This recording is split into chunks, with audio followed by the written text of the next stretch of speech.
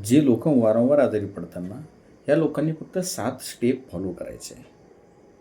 ते परत आजारी नाही पडणार. नंबर 1, सकाळीच उठल्या उठल्या कोमट पाण्यामध्ये हळद टाकून ते पाणी प्यायचं.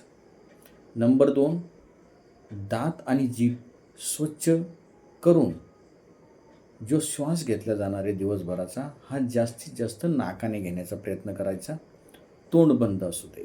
नंबर 3, पाचन सगळ्यात महत्त्वाचं आहे.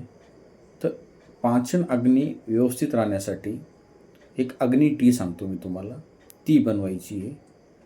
ज्यामध्ये 2 कप पाणी घ्या, त्यामध्ये अर्धा चमचा सुंठ, अर्धा चमचा धनिया पावडर, अर्धा चमचा सोप, थोडीशी दालचिनी, 2 चमचे गूळ आणि 4 ते 5 पानं तुळशीचे, असं उकळून घ्यायचं आहे चांगल्या पद्धतीत आणि सकाळीच ते पाणी किंवा ती टी घ्यायची.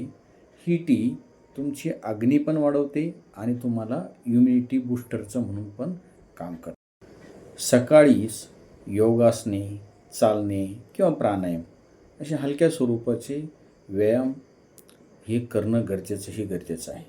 नंबर 5, झोपायची, जेवायची आणि सकाळी उठण्याची वेळ ही निश्चित ठेवा.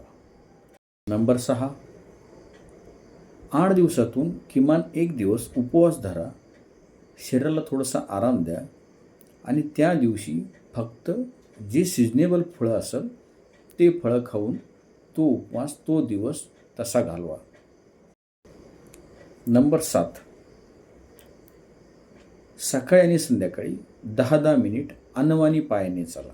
म्हणजे चप्पल किंवा बूट न घालता जमिनीवर पायाने चाला.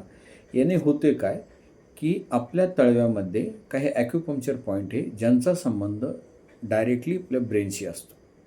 जर तुम्ही तसं चालले तर त्यामुळं काय होतं, ते पॉईंट ॲक्टिवेट होत्या आणि ब्रेन ॲक्टिवेट होऊन त्याची जी इंटरनल सिस्टम आहे, ही सिस्टम बी चांगल्या पद्धतीने कार्यरत राहते.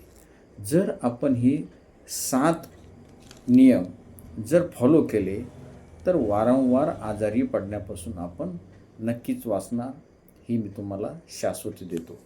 जर व्हिडिओ आवडला असेल तर नक्कीच सबस्क्राईब करा आणि मला फॉलो करा.